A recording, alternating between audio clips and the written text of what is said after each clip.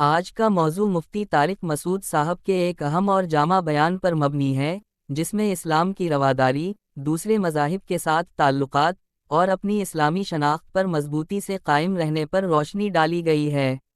یہ بیان ہر مسلمان کے لیے رہنمائی کا ذریعہ ہے کہ وہ کیسے اپنے دین کے اصولوں پر عمل کرتے ہوئے دیگر اقوام اور مذاہب کے ساتھ تعلقات استوار کرے۔ اسلام کی بنیاد، عقیدہ توحید۔ مفتی صاحب نے اپنے بیان کا آغاز عقیدہ توحید سے کیا، جو اسلام کی بنیاد ہے۔ آپ فرماتے ہیں کہ اللہ کی وحدانیت پر ایمان ہر مسلمان کی اولین ذمہ داری ہے۔ اللہ نے قرآن میں واضح الفاظ میں فرمایا ہے کہ دین صرف اسلام ہے، اور جو شخص اسلام کے علاوہ کسی اور دین کی طرف جائے گا، اس کا وہ عمل اللہ کے ہاں قبول نہیں کیا جائے گا۔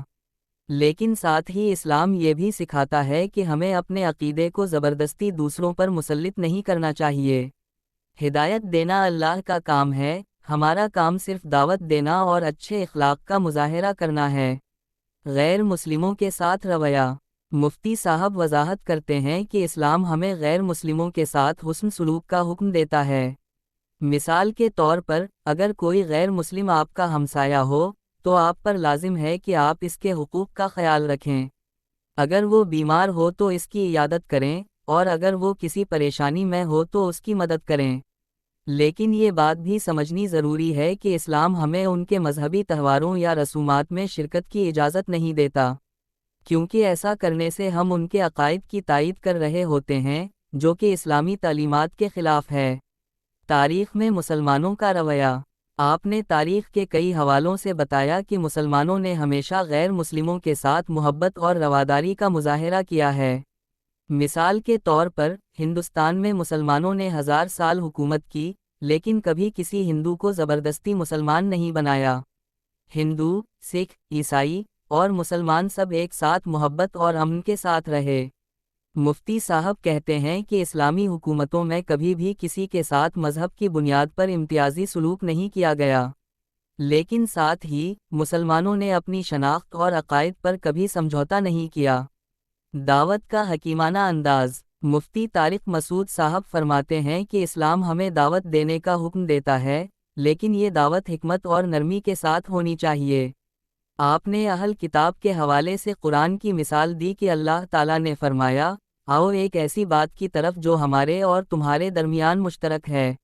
یہ بات ہمیں سکھاتی ہے کہ ہمیں دوسروں کے عقائد کا احترام کرتے ہوئے اپنے عقائد کو پیش کرنا چاہیے، نہ کہ کسی پر جبر کرنا۔ غیر مسلم تہواروں میں شرکت۔ آپ نے خاص طور پر اس بات پر زور دیا کہ کسی بھی غیر مسلم تہوار میں شرکت کرنا جائز نہیں ہے۔ جیسے کرسمس کی مثال دی کہ یہ عیسائیوں کا مذہبی تہوار ہے اور ان کا عقیدہ ہے کہ حضرت عیسیٰ علیہ السلام اللہ کے بیٹے ہیں، جو کہ اسلامی تعلیمات کے بالکل خلاف ہے۔ اسلام ہمیں سکھاتا ہے کہ ہم ان کے ساتھ حسن سلوک کریں، انہیں تحفے تحائف دیں، لیکن ایسی کسی تقریب میں شریک نہ ہوں جو ہمارے عقائد کے خلاف ہو۔ اسلام کی دعوت اور رواداری۔ مفتی صاحب نے واضح کیا کہ اسلام ایک امن پسند مذہب ہے جو کسی پر اپنا نظریہ مسلط نہیں کرتا۔ اگر کوئی ہمارے نظریے کو قبول کرتا ہے تو یہ اس کی مرضی ہے، اور اگر کوئی نہیں کرتا تو اسلام ہمیں حکم دیتا ہے کہ ہم اسے اپنے حال پر چھوڑ دیں۔ آپ نے بتایا کہ مسلمانوں کو چاہیے کہ وہ اپنے کردار اور اخلاق سے دوسروں کو متاثر کریں، اپنے قول و عمل سے یہ ثابت کریں کہ اسلام امن، محبت اور انصاف کا مذہب ہے۔ اسلامی شناخت پر فخر۔ آخر میں، مفتی طارق مسعود صاحب نے مسلمانوں کو یہ نصیحت کی کہ وہ اپنی اسلامی شناخت پر فخر کریں اور اپنے دین پر مضبوطی سے قائم رہیں۔ آپ نے کہا کہ دنیا کی کوئی طاقت ہمیں ہمارے عقیدے سے دور نہیں کر سکتی، اگر ہم خود اپنے دین کے اصولوں پر عمل کریں اور ان پر کاربند رہیں۔ یہ بیان ہمیں سکھاتا ہے کہ اسلام ہمیں ہر حال میں انصاف اور محبت کا درس دیتا ہے، لیکن ساتھ ہی اپنی حدود میں رہنے کی تلقین کرتا ہے۔ اللہ ہمیں اسلام کو سمجھنے اور اس پر عمل کرنے کی توفیق عطا فرمائے۔ آمین۔